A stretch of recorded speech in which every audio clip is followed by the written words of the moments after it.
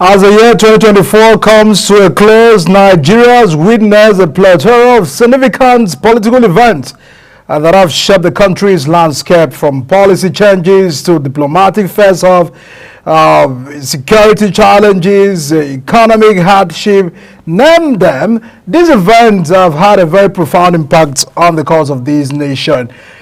And hello, welcome to Big Talk, live from the nation's capital. My name is Erika Michael. Tonight on the show, we'll look at some top political highlights and happenings in the country for the year 2024. And not just about revisiting those cases, but how do we really get there? What has been the response of government? What has been the action between the people and the government, the connection, the interaction, the concern, the response, and all of those issues that have been raised in the course of 2024.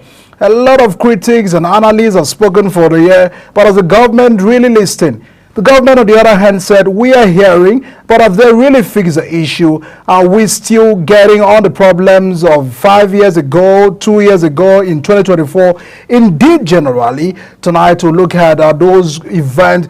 What impact does it have in the country in respect to national development? Look at the issue of adoption of the new national anthem. A lot of persons said it wasn't a priority for the government. Looking at the original national anthem that before was Nigeria We Held Thee, which was used from about 1960 to 1978. It had sparked a lot of concern. Was the national anthem a problem? That is what the critics were saying. But for the other hand, government said we needed that national anthem to set Nigeria on the track. Tonight, we'll revisit that issue again. The increase in the national minimum wage, the government had raised the minimum wage from 30,000 this year to 70,000 naira in response to the rising living costs in the country. The decision came really long after the prolonged negotiation between the labor and government. But the big elephant in the room is that many states started the implementation of that minimum wage. Tonight on the show, we'll revisit those issues again, look at the responses of government. What does it mean for us to have 70,000 minimum wage? Is there any differences and any impact generally in the course of the nation? Of course, the cabinet reshuffle. President Tinubu implemented a cabinet reshuffle, dismissing some ministers like that of education, tourism, women affairs, and youth development, as well as the junior minister in the cabinet. All of that was a major concern. After the reshuffle of the cabinet, what else? What difference has this cabinet reshuffle had in the course of our national development for the year 2024? Generally, tonight, we'll look at the impact of 2024 in the course of our national development. Of course, we'll also throw more light. What are the prospects? What does it look at? Is it promising for 2025? Mr. President said at his presentation of 2025 budget to the Joint National Assembly that 2025 is promising. The projection is that things will get better. The dollar will be pegged at 1,500. Inflation will be reduced at 15%. We'll know how far all of these indicators will mean for us in the year 2025 as we proceed on the show. I'm being joined by political strategist Onye Omejiburu is here live on the show tonight to look at these issues with us on the program. Thank you so much. A pleasure. I celebrate you for being consistent on the show. At least the contribution for the year 2024. Thank you. Compliments of the season. Very, very, very much, and very many returns. Yeah. We've spoken 2024. Government have given their actions, and at the receiving end, Nigerians have also responded. It looks at a lot of concern. And let's get back to the issue of national anthem. Was that really a necessity for, at the time like we were from the 2024? Because from January, you can say that there was economic hardship real. Looking at far back last year when the president had removed fuel subsidies. So it looks at many Nigerians are saying it wasn't our priorities, it wasn't our concern. I'm not going to sing that national anthem and all of those concerns, but it was already signed, and government on the other hand said we need that national anthem to get things work. After the national anthem, I would love to ask, what next? What can you say? When you keep washing the back of a kettle, all the time, or the back of a pot, and the inside remains dirty, that's what we've been doing. We are painting buildings that are not completed. We are putting exteriors to buildings that don't have interiors. So the change of the national anthem as at then I didn't see it as a priority for a country that was nosediving in her economic environment. Nevertheless, of course, Nigerians are very good and very forgetful. We've gone past that. I mean, I'm finding it even hard now to recite the old national anthem. I'm now with the new old national anthem. We have gone past that. And it's okay. That was what the president prioritized at the moment. But I don't think that was our issue. If you go into the details of the national anthem and the composition of such, I mean, you are bringing a national anthem composed by a foreigner over the one that was composed by a Nigerian. I mean, are you patronizing us? Are we still in the colonial era? Nevertheless, we are done with this for good, and I think we've moved past this. I don't think it changed much in our psyche and mentality as a people. It didn't change much. It didn't make our economy better. It didn't make the practices in government better. It didn't make our institutions stronger. I mean, so that was totally irrelevant. I don't find it. Did he encourage patriotism within the Nigerian people? No, patriotism is not encouraged by singing. Because there are those that feel if they sing, if they recite, one will be able to have a message sing down to his or her head. No, I'm sorry to say that. Now, see what builds patriotism. You first of all think of what your government has done for you. That is where patriotism is born. How your government has stepped in for you. That's where people pay back in patriotism. Patriotism is not about forcing people who are suffering to sing a particular song and you expect the song to have a meaning to them. It is inconsequential to them when the nitty-gritty of their matters are not resolved, when they can't run to the medical center and get treatment, where their votes are not secured, where security is not anywhere. So what's the essence? I mean, that's just the song. Because they used to say, do not allow Nigeria to happen to you. And those have said, 2024, it looks that Nigeria have happened to so many people. Yeah. People protested in August because of hunger and bad governance. And government was saying it looks that it was sponsored. Oh, yeah. Did it really look that way? Well, for me, because we no longer trust ourselves in the system, you can't trust anything. I mean, you understand what I'm saying? A lot of sponsorship of protest has been happening in Nigeria since the inception of democracy. No genuine protest in Nigeria anymore. It's hardly before you get one. You protest today, tomorrow your leader is invited to a hotel and is sorted out, and next tomorrow he doesn't come out. You come out alone, you are arrested.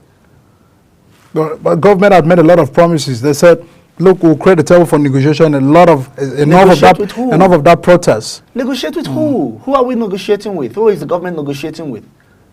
But do they really need a negotiation to solve That is the thing. You don't need, look, let me tell you. I always tell people, one of the major problems we have with this political class is that it seems like they have amnesia over things that they have said with their own mouths. If government performs just 30% of their political campaigns and promises, we will not be where we are today. Because those campaigns and promises are very watery and sweet when you hear them speak about them. Okay, but what happens is that they no longer go to what they promised. They now start dealing with issues on ground in no strategy, because that's the problem. There is hardly a strategy in government. All these quick action, take action, retrieve action, bring out policy today, tomorrow you have a policy somersault, and you go around to check your policies. These are the issues. If they are laid down strategies, if government has a plan for 2027, we should know now. If they have for 2026, you have long-term and short-term arrangements. Do you understand what I'm saying? So if this government is serious, and any government actually, and decides to go with just 30 to 35% of their promises to their constituents and to their citizens, I mean, we won't have so many of these issues we're having today. Mr. President said, I mean, those that feels, he reiterated in his recent presidential media chat that, look, the number of the cabinet, I need more numbers. In fact, I'm not complaining. I have the capacity to take charge of all of those numbers. And the numbers are not the problem, but Nigerian people are saying, look, you cannot be talking of managing resources, cutting down of government expenses, and you increase your cabinet to over 40. So size of the cabinet was a problem. So there was a cases of a cabinet reshuffle, making some changes and adjustment, because people were saying some of your ministers are not working and not performing and all of that. Yeah. But he made those changes. Are those that are really casting back the minds? To what effect can we say I will to first changes? Of all applaud the president, because in the former administration, we weren't getting changes this easily, man. People were dormant and they were there for 8 years. People were dormant and didn't do anything, and they were ministers for 8 years. Were you not giving them benefit of doubt, allowing them to study their ministry and all of that? Study a ministry for 8 years. Those that feel that they need to get used to it for 8 years? For the first time. No, 8 years. I mean 8 years. Some people in the former administration as ministers failed from the first year to the last year, 8 years. But at least it's good that Mr. President, within 1 year plus, found out that some people were not working and decided Is it the character, the capacity, or the technicality of the people involved in the cabinet that is a problem? Well, most of them do not really know so much about the ministries that they are overseeing and and they are managing. So many of them are not professional. But we can give, for instance, a Minister of Aviation, excellent, because those are said He he's a lawyer, he's a barrister, but he's doing well in the aviation sector. No, now, see, that is it. He's a good administrator. He's not a professional aviation man. And when you come into aviation, there are professionals that are there that will advise you.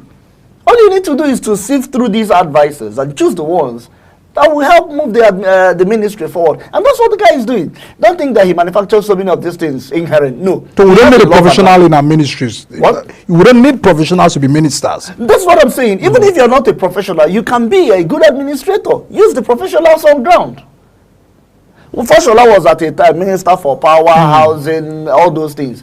He did well in some places actually, and as a lawyer I was surprised. Nevertheless, there are directors who are there to actually direct you as a minister to say this is how this is actually supposed to be. And your insistence as an administrator to say the right thing should be done would not spoil anything.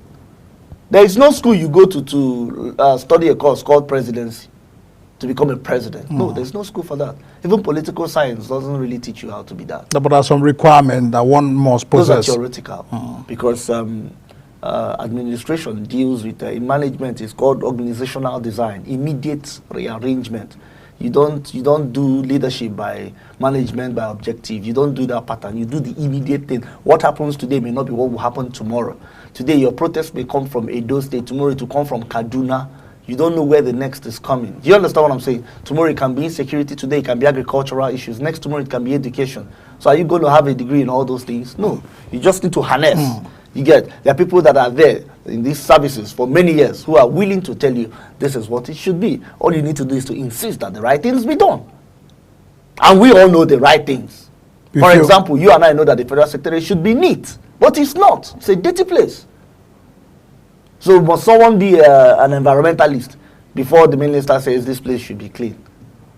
So many of these agencies are very dirty. If you go in there, you'll be like, what is going on here? You understand what I'm saying? You don't need to be an environmentalist to keep your environment clean. So would you say that the way the public officers are managing the affairs of this country likely to say, can you manage your business this way? Because there are always this consideration. Can you manage this government property? Can you manage this government agency as if it's your own personal business? And if it's your personal business, would have you managed it the same way you are doing? So many Do Nigerians have that? So many of them actually have never managed their business, unfortunately. So many of them don't understand this question you are asking. So many of them have been on the pathway of political generosity in the years. So they don't expect to reason the way you are reasoning. It's not their business. In expenditure, what of expenditure, knowing fully well that you have few money, do these, manages, adjust, and all of those considerations. That's what I'm saying. They have so many of them. Some have, but so many haven't managed businesses. So they don't From have an inception, do you feel that they have managed Nigeria so well with the resources we had in this country? When you mean inception, from where? What's inception? To count, okay, for democracy we've practiced. 1999. Oh, no, please. Oh, come on. You know better than this, my brother. What we have harvested. The truth is that what have been found in the hands of individuals who stole is enough to redirect the economic growth of this nation. I mean, you and I, we live in Abuja. And under 1 year, a man we used to think that he doesn't know what he's doing politically, he's always shouting. But he did most roads today in Abuja. Under 1 year. Oh, really? So these roads have been in the plan. So what was delaying them all this while? Is it the money? No, I doubt. The money has always been there. What Nigeria has gotten from 1999 to date is standard enough, good enough, economically well stable to reposition this country if our leaders were serious to help the nation. But unfortunately, we prefer building big houses and driving mighty vehicles. I mean, a lot of because this issue of cabinet raises a lot of questions. The president looks at over the 2024. He hired people across party board. He went to PDP, former Governor Wike. He went to ABGA, got Lady to Bianca from ABGA, and all of those, come together, let's work. This is federal government, this is not APC government, but his party have spoken and said, no, you don't have to make such appointment. We have competent persons in the APC, we have individuals who would have done the job better, and all of those. These were the people that were criticizing your policies, criticizing your party. They have no business, anywhere to come into your party. But this president said, no, like you now, let's talk about it, bro. And you have someone to fix your phone. One is from your village, who doesn't know how to fix the phone very well, but it's from your community, right? And another is from the next local government, but you are sure it's going to fix your phone well. Who are you going to go with?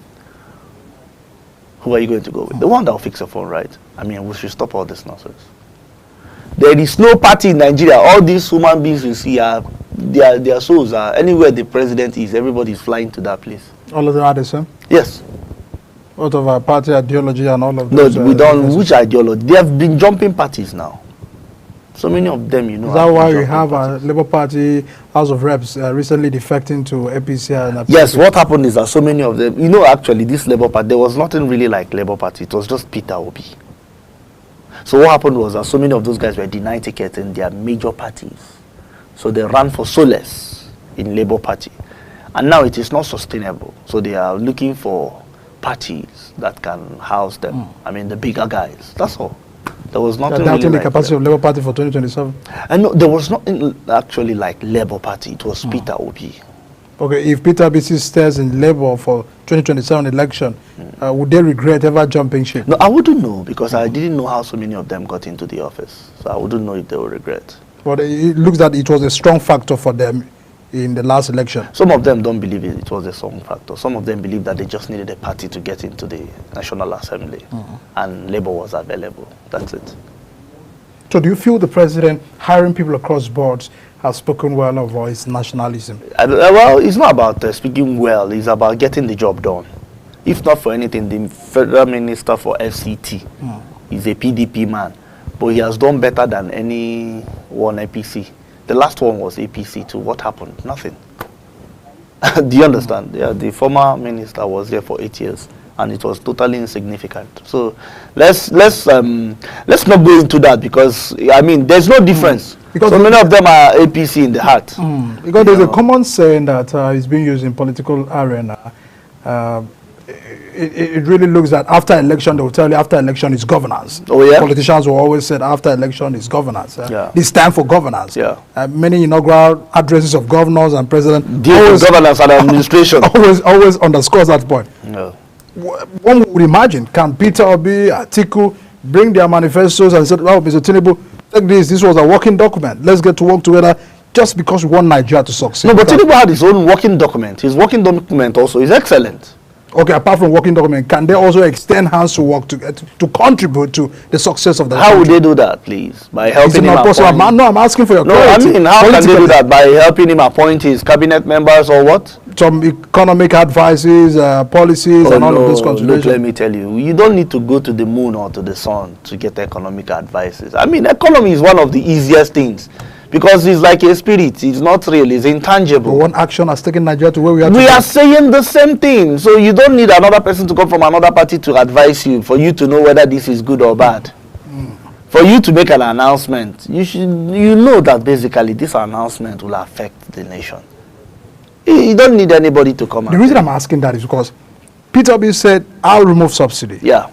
Atiku said, I'll remove subsidy. Yeah. Tinubu said, I'll remove subsidy. Yeah. So there are agreement in one action, but the point the many have distanced themselves from that decision was that our managing mechanism was entirely different. Okay. So if this government are finding it very difficult in respect to the management mechanism of the aftermath of the policy, it looks that they are out of, I wouldn't say completely out of idea, but if their own mechanism is not working, can we look at what Peter Obi would have done in managing the aftermath? Or Atiku Abubakar?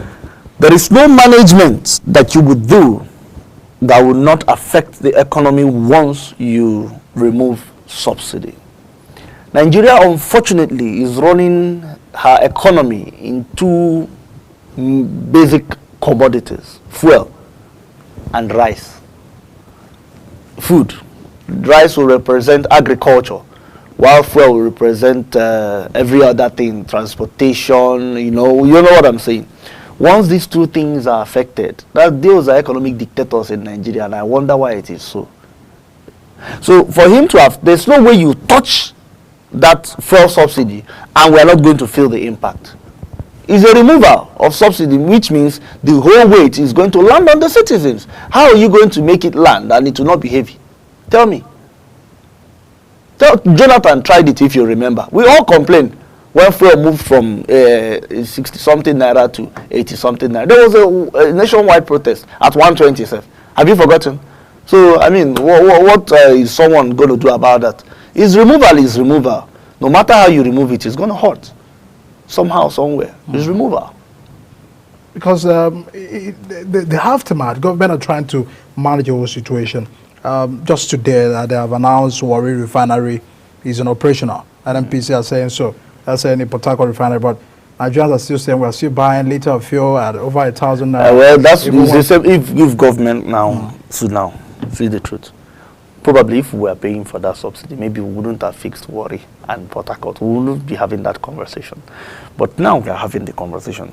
The government can now look into it, into Warri and into Port Harcourt, to make sure that the production is consistent and the supply begins. With time, the market will become naturally competitive amongst itself. Of course, the other time I heard some legend story that Dangote refinery had dropped in price. With time, other refineries are going to come up naturally. And once that happens, you'll see the genuine competition. The margin won't be so much again. Because President Tinubu says that he believes in a free market, Yeah, an open market. But Nigerians are saying, no, you are leaving the vulnerable and the weak Nigerians into the hands of some cabals. What cabal again? There's cabal all over the place. Even in church. Your church, there's cabal in your church. It's all over the place. Your government not entirely still... No, the best thing is for you to allow this market fight for itself. Let this market struggle for itself. Do you understand? Let refineries spring up. Let them produce. By the time you sell 50 and I sell 42, you come down to 45 to become competitive. Another person may sell 35, and if I check my profit margin and it's still okay, I can drop to 38. It becomes competitive, and with that, we can get the best price. But allowing it to be on the altar of subsidy and the importers dictating to us how much we should buy for, I mean, it's a total mess. It's not the best for us as a people. A lot of issues have been raised regarding the tax reforms because, as the president said, trying to restructure the whole thing so that, the vulnerable and the less earned Nigerians can also have a way, and those who haven't been paying tax, those that have so much will now be paying tax and remitting taxes and all of that. But the Northerners, Northern Governors Forum were actually against that bill, but it looks like there are still moves for people to understand the content of the bill generally. So, but how would you rate that? I'm an apostle of tax. I like when people pay tax. It is necessary for you don't tax people when you've not invested on your infrastructure. No, I'm coming. You don't tax much, but there is a little, no matter what. I mean, tax should be weighed with the availability. You don't overtax. That one you're talking about is overtaxing. But if there is a little means, there should be a little tax attached to it. And what I expect the administration to do is to enlighten Nigerians about this, explain to them. And mind you, we are still having these trust issues between the led and the leaders. They don't trust that conversation. They believe that you people are going to still pack this money and going to squander it the way you squander other monies that have been coming into the government. Nevertheless, tax is a necessity for responsibility of citizenship. Yes, tax is necessary. The people who haven't been paying tax are not really the vulnerable Nigerians who doesn't even have access to dollars, who doesn't even have access to all of those work. They have been doing their own responsibilities. Who should the message really tackle now? And how would the government have the political will to confront them? No, with enlightenment, with enlightenment. The issue is that as I said, we don't trust the system. And it's always like that. If we trust the system, if the government can say from January to March of this year, we made so amount from the tax Nigerians paid. Now look at this project that we have done via the tax you paid. and Nigerians know that my tax or my taxes are working, they are willing to pay. But when they don't trust it, and you're not able to convince them, giving them the necessary idea of why they should pay their tax, they won't pay. It's obvious. They won't pay. How would you rate cutting down governors, cost of governors? The president purchased presidential fleet. It was a problem. Many Nigerians said, you cannot be telling us to, endure. You cannot be telling us to exercise patience. Those things are not the issues. No. But it looks that the presidential fleet is not the issue. This is a protocol. The presidential fleet is an expensive endeavor in any country of the world. These are not the issues. The issues are the other ones, the other procurements happening. How would you rate them for 2024? Have they reduced drastically? No. We've seen them reduce numbers of foreign trips, those who embark on foreign trips. We've seen them do all of those concepts. But it looks like many Nigerians saying we are paying so much sacrifices. One step at a time. One step at a time. I think the cutting short of the foreign trips is something that is very encouraging. Is that where our funds? It's part of it. One step at a time. Rome was not built in a day. When we start with that, tomorrow, if the president is insistent on cutting cost, he can actually cut cost if he wants to. For 2024, has National Assembly played their role so well? Principle of checks, balances of government. Well, they would have done their best, maybe, and their best likely not as expected. Because at those I feel it looks like they are rubber stamp. They are swimming together. The word rubber stamp is not dignifying for the hallowed chambers. We cannot use that word rubber stamp. No, these are elegant Nigerians who won their elections. If they are playing the part for the executive, it is their decision. They were not coerced or forced, It is in their own intelligence and decision to do that. They are not rubber stamp. They are distinguished and honorable gentlemen and women. Okay. So, moving forward, yes, please. That those that are really having a concern, what does it look like? If at the end of us enduring within the policies and the reforms this government has taken us to, the pathway, the fact that they are saying better days are ahead, if at the end of the 4 years or next year, for instance, where the president said it looks at 2025, things will get better, like a pastor or an imam, what would be the concern of Nigerians? Because if for 2024, we look at inflation met us shockingly, hunger met a lot of Nigerians with shock.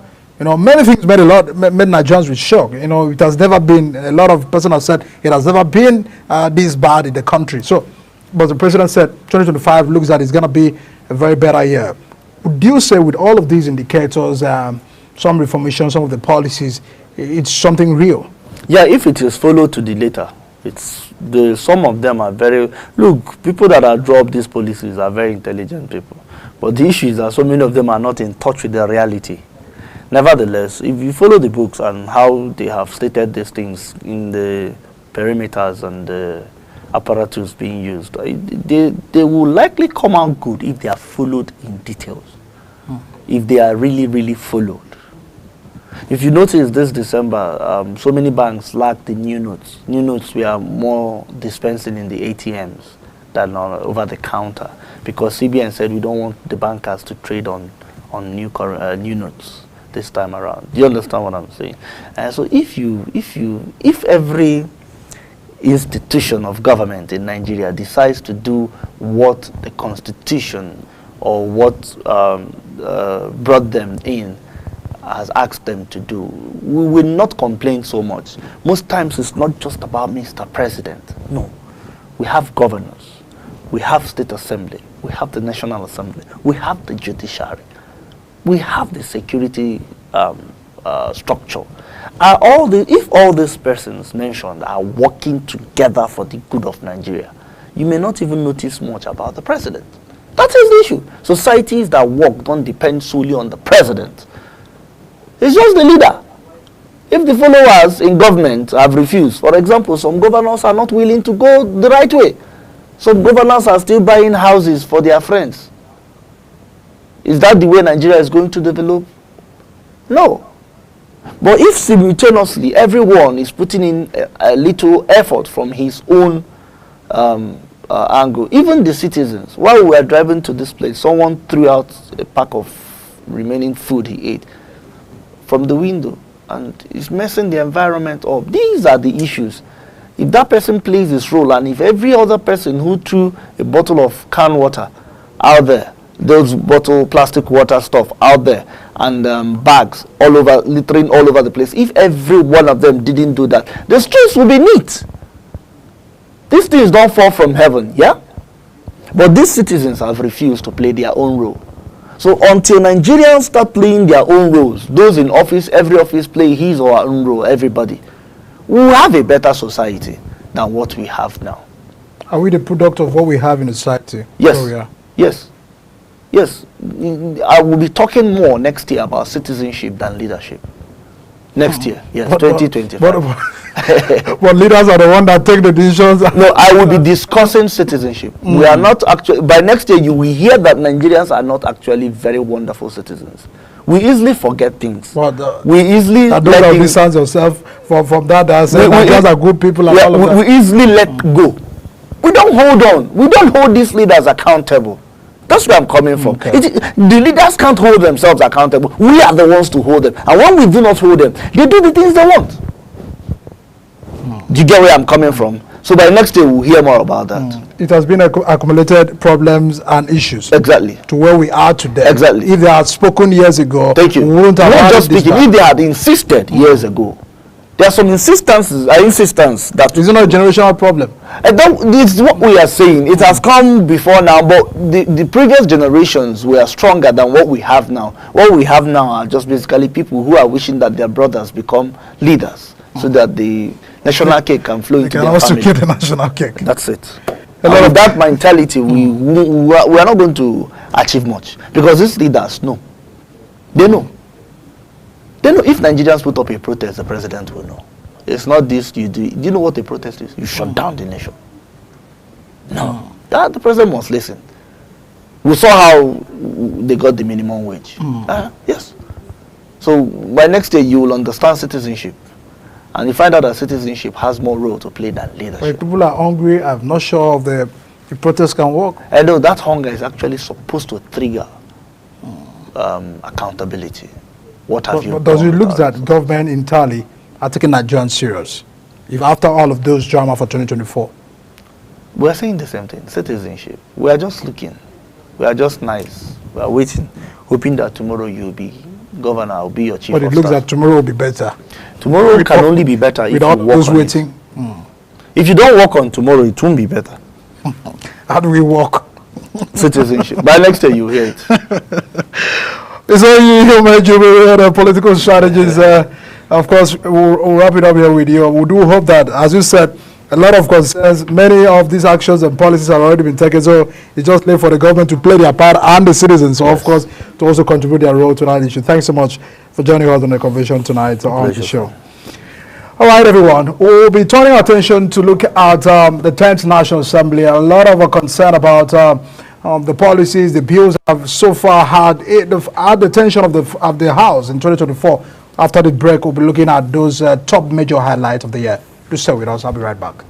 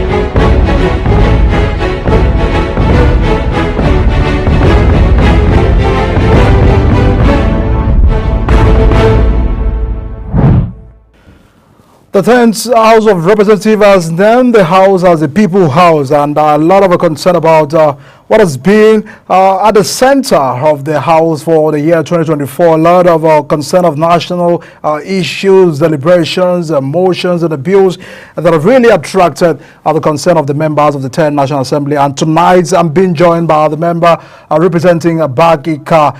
Temekpo Federal Constituency had the National Assembly House of Representatives joins us here on the show from the capital city of Akwa Ibom. Thanks so much, Honorable, for joining us this evening. Quickly, a lot of Nigerians had expectations more on the House, and of course the House said, "We are the People House."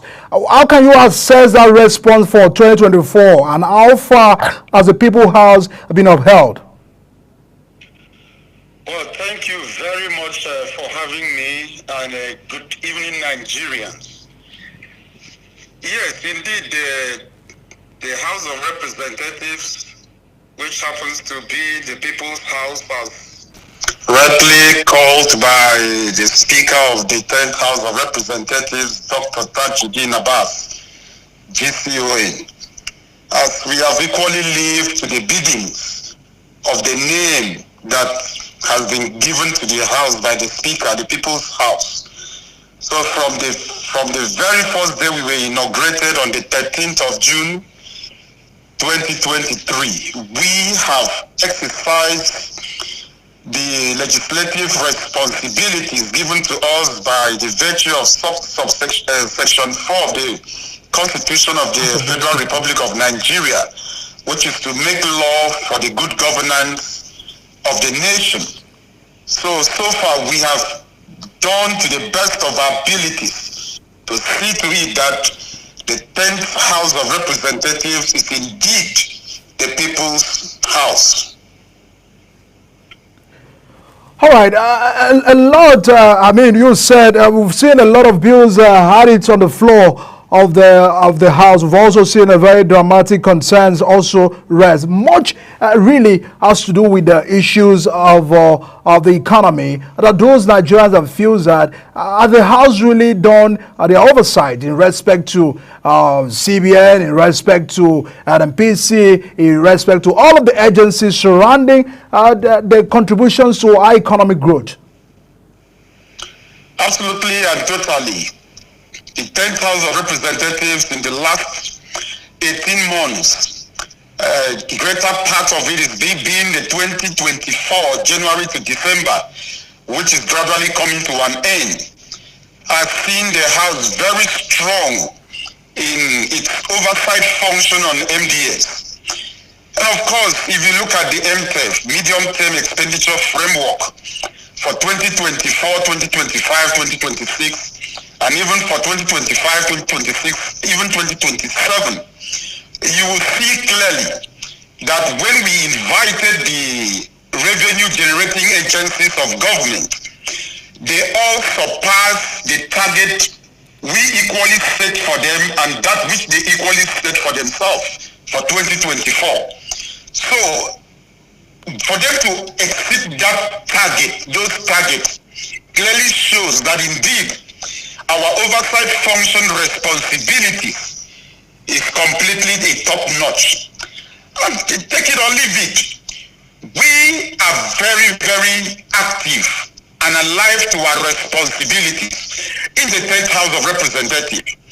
If you look at the tax reforms, which by the grace of God will be resumed in January, it is going to pass through the second reading and possibly pass into law.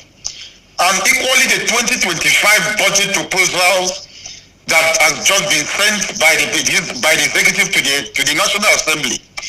We have extensively debated on the general principles of the bill, and we have equally probed into the rationale behind some allocation, sectorial allocation in the budget by the executive.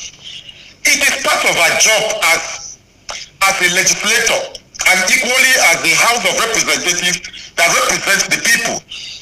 I'm not talking about countless laws that we have put in place, which are equally helping to shape the good governance by the executive in terms of democratic dividends? Is it in terms of the constitutional review, which we are seeking to amend the constitution to reflect local government financial autonomy, to give credence to the Supreme Court judgment that says all revenue to the local government area should be channeled to the local government area?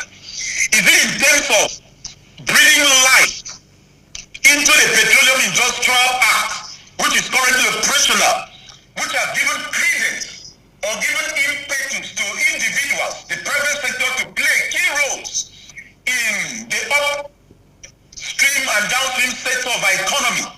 I've just been informed about 2 hours ago that Warri Refinery is up and running, alongside the Port Harcourt Refinery is up and running. I'm not even talking about the Dangote Refinery is up and running.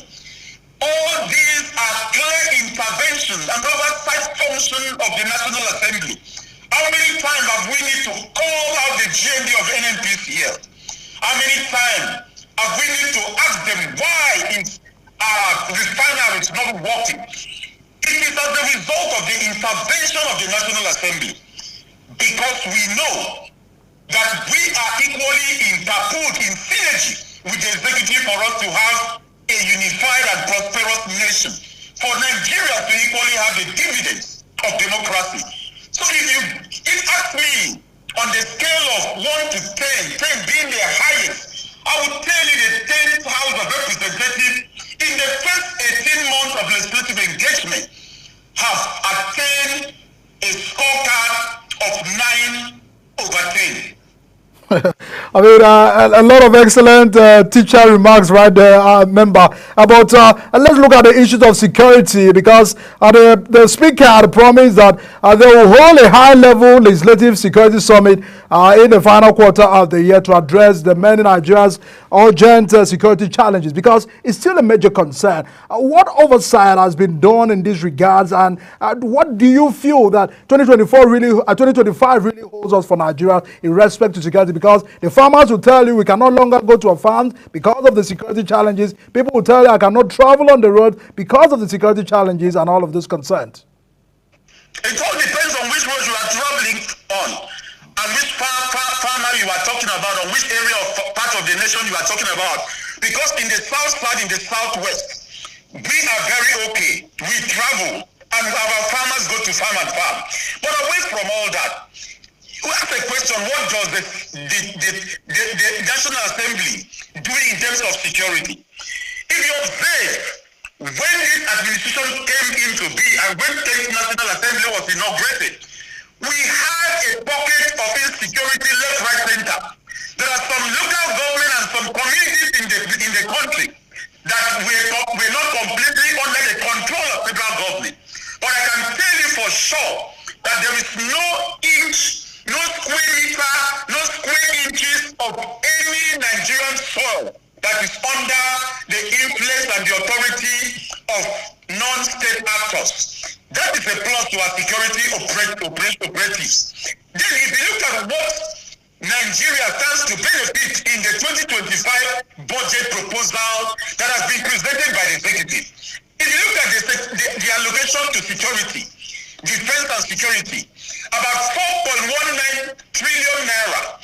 That is huge. And that is because the executive has seen the need to integrate AI, artificial intelligence, into the security of our borders and of our nation. And of course, that is going to boost the already boosted image and energy of our personnel in the field. So, our farmers will have a leeway to go to the farm and till, there is no doubt. And they are already trooping back to the farm. A case study is Nasarawa State. Right now, Nasarawa State is cultivating 10,000 acres of rice farming. They are already harvesting over 2,000 acres. That is huge. And that has exacerbated the reason why the prices of rice in terms of rice is gradually coming down. So, when the next farming season comes, this is the harvesting period. So more Nigerians will smile to the farm and till the ground, and Nigeria will have food sufficiency as a result of what has been embedded in the budget for security and defense, which the House of Representatives and indeed the National Assembly will equally be there to hold the defense and security to account, to see to it that what they promised Nigerians, they deliver within record time. All right, quickly before I'll let you go, I mean, some of the members, or if not all, had committed some part of the allocations, your salaries, or call it incentive to the welfare of Nigerians. Give us an understanding, because many Nigerians felt it was just an electronic conversation. It's not gonna get down to the grassroots. It's not real. House of Reps member cannot do that. Can you give us an update on that? That is completely untrue. Just before we closed for the year, which we had our last plenary, I think about 2 weeks ago, the Speaker clearly announced that the contributions that we make, because every month the voluntary contribution, not even voluntary, it was mandatory contribution from every member, 360 of us contributed a percentage of our salaries. And all that money has been collected and put into a pool. The Speaker announced that over 800 and something million naira has been realized as a result of these contributions from members.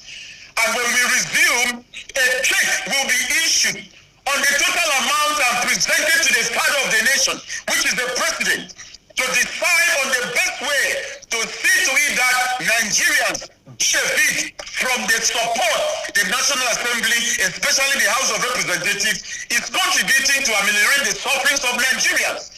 So it was not just an electronic conversation. It's real. The money as we speak is intact. When we resume, a check will be presented to the president by the speaker and of course by accompanied by the leadership of the House of Representatives. So Nigerians will see. When we talk, to our words. All right, so does it mean that the House is so much familiar with what is on ground, the hunger in ground? We've seen cases of stampedes in recent events and all of those concerns. It looks that these are the problems many have said are the people, are the leaders understanding the factors that is on ground. I'm very clear. We are Nigerians. We are not living in a different country other than in Nigeria. We buy from the same market, we plow on the same road, we understand effectively. And let me say this, there is absolutely nothing wrong in well-spirited Nigerians to equally show empathy and support in a time and season like this. This is not the first time. 20 years ago, people were giving out food items to people. 10 years ago, people were giving out food items to people. So it is not out of place in 2024 for well-spirited Nigerians to equally show empathy and give to fellow Nigerians. But when there is no proper protocol in place for crowd management and it results in what we have witnessed in recent times, it should not be attributed to the general hunger that is in the land that you have alleged, which is not completely true. Even in America, if a philanthropist decides to give out items and there is no proper crowd control, it will result in stampede. If it is in Canada, it will result in the same thing. When proper things are done, things will be done decently and in order. Do not forget, I am a Christian. If you want to draw an inspiration from what happened in the Bible, when Jesus Christ was confronted with 5,000 men, aside women and children, and when he wanted to feed them with 5 loaves and 2 fishes, the first thing he told his disciples to do was to tell the people to sit down. That is order. So that everybody will have a place to sit. Then he now gave it to the disciple. The disciple now gave it to the people. That is order. In any atmosphere where there is disorganization, expect a stampede. And that is why the IGP, the Nigerian Police Force, has issued a protocol that anybody that wants to bring out crowds to give something, you must be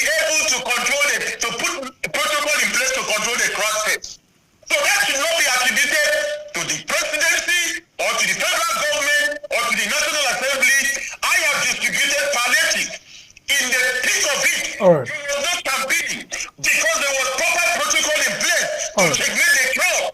So the failure of an individual in the nation should not be attributed to the executive or to the parliament. All right.